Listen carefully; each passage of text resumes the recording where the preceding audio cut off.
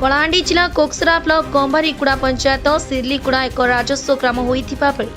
ग्रामवासी माने दीर्घ वर्षरु निज गाँव में मतदान केन्द्र पई जिला प्रशासन निकट में दाबी करि आछंती। हेले ग्रामवासी दाबी को अणदेखा करी प्रशासन सिरलीकुड़ार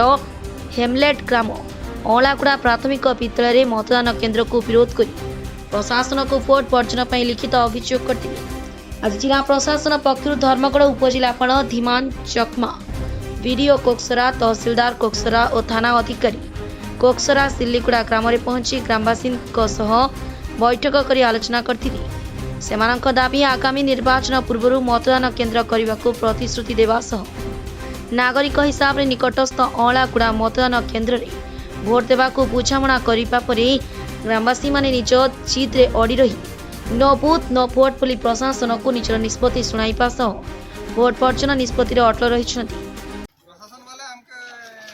ओलागुड़ा जेतु आगो जाउथिला बंगमुना 8 किलोमीटर के एबे ओलागुड़ा पाखा गांव बोली करी जे 4 किलोमीटर 2 किलोमीटर चला पथरे हो चला आजकल खरा दिन से चला पथरे भोट देई पारा बोली किंतु आमे जेहेतु हमर गोटे सिरलीगुड़ा गोटे रेवेन्यू विलेज आउ आमे बारंबार 15 वर्ष हला दीर्घ 15 वर्ष हला दाबी करी आछु गोटे बूथ केन्द्र करा जाऊ हम सिरलीगुड़ा रे बोली हम बहुत डिस्टेंस होची बोली करी हम दाबी करी आछु आज पर्यंत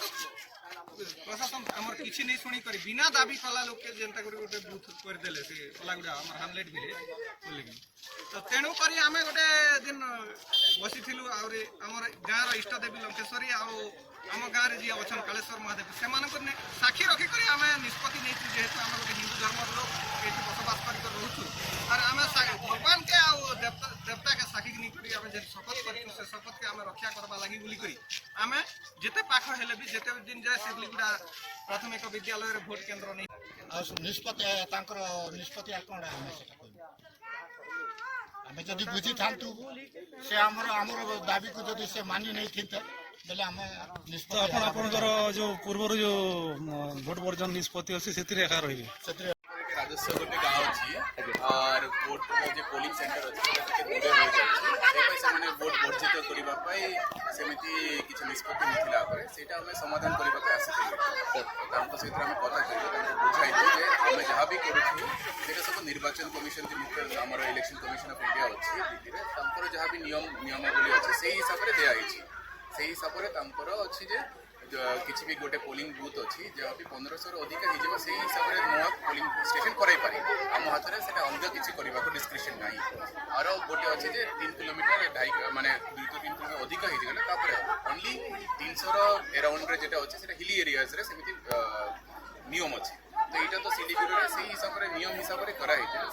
बुझाइबा को आसी ग्रामवासी मैंने किसी बुझी बस लगुच राजस्व जो गाँ अच्छी ये स्टेशन हो पारे बट आगे जहाँ भी बहुत दूर होता से नुआ स्टेशन जहाँ भी अच्छे 2 किलोमीटर 2 से 2.5 किलोमीटर भितर अच्छी और जहाँ भी राजस्व गाँ से तो जहाँ भी पोलिंग स्टेशन अच्छे से हिसाब से होने क्राइटेरिया अलग अच्छे यहाँ गाँव मिसिकी भी जो सेंटर अच्छे से हिसाब से स्टेशन जो वोटर जो तालिका अच्छे से 300 तले अच्छे according to the BLO list से हिसाब से कराई बट एगेन कौन भी जो मिस्टेक होती जांच करवा जांच करके पुणी थे समाधान कराइबा निष्पत्ति कराइबा से आम आश्वासन देलु और जी भी क्या भी जावाई भोट सेंटर जावाई कौन असुविधा हो जानबाहन टी दरकार अच्छे से आम निजर कौन प्रक्रिया किसी व्यवस्था कराइबा भी आश्वासन। धर्मगढ़ सनत कुमार प्रधान रिपोर्ट डुमाणी टीवी।